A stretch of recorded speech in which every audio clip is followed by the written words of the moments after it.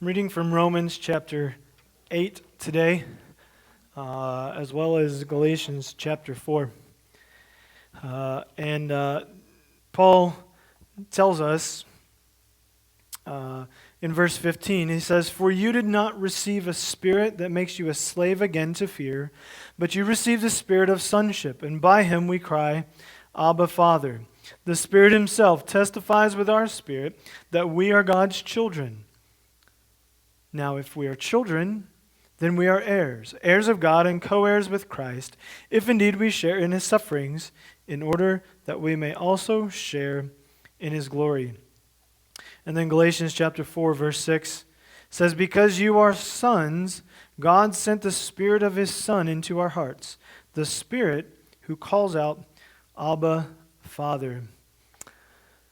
So Jesus, as he's praying in the book of Mark, in the Garden of Gethsemane, he cries out to Abba, Father.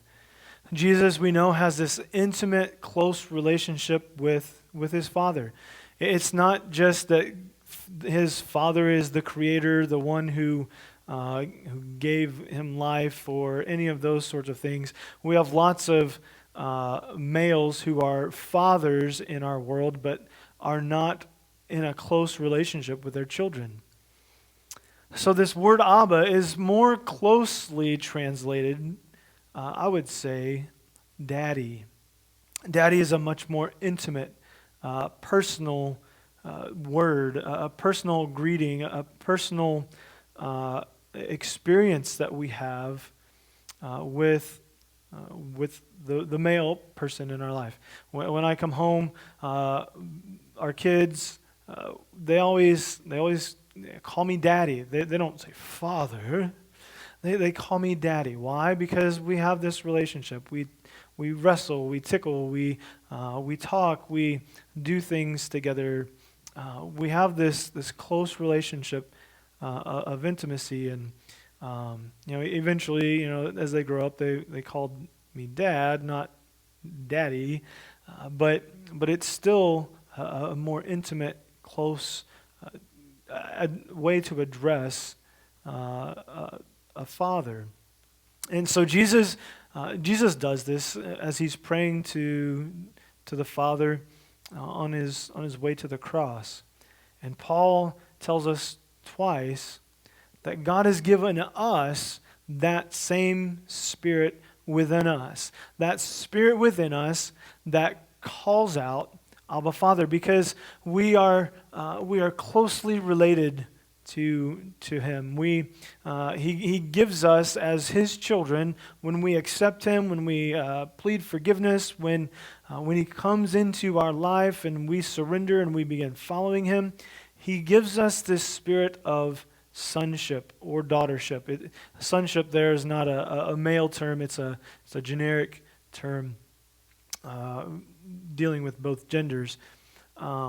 So he gives us this spirit that tells us that we are his children.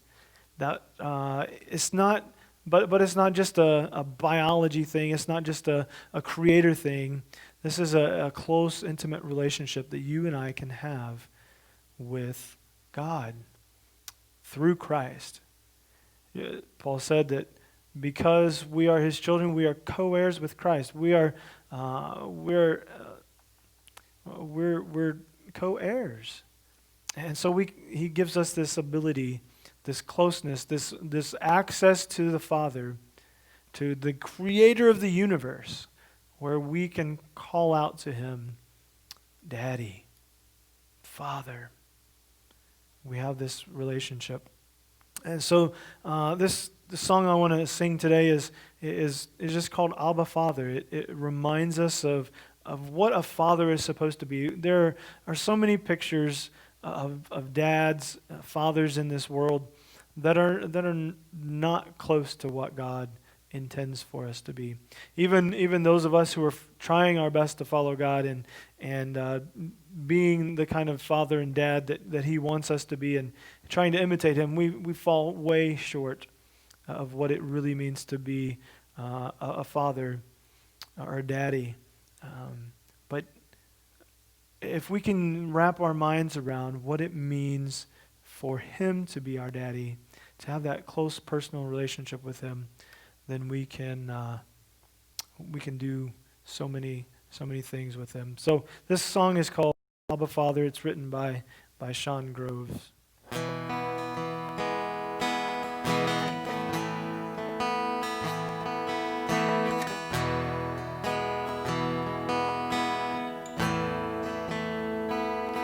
Abba Father, my defender, you are holy, and I surrender. For in my weakness, you protect me. When my heart strays, you correct me. I cry, Abba Father, I love you, Daddy. Abba Father, I love you. I love you, Abba Father, I love you, Daddy. Abba Father, I love you. I love you, Daddy.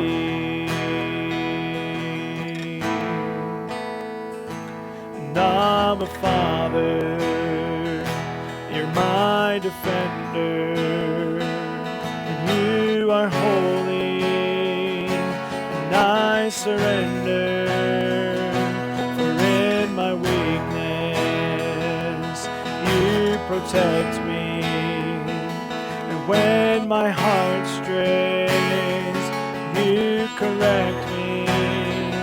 I cry, Abba Father, I love you, Daddy. Abba Father, I love you. I love you, Abba Father, I love you, Daddy. Abba Father, I love you. I love you, Abba Father, I love you, Daddy. Abba Father, I love you. I love you, Abba Father, I love you, Daddy.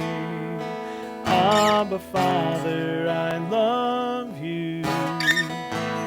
I love you, Daddy.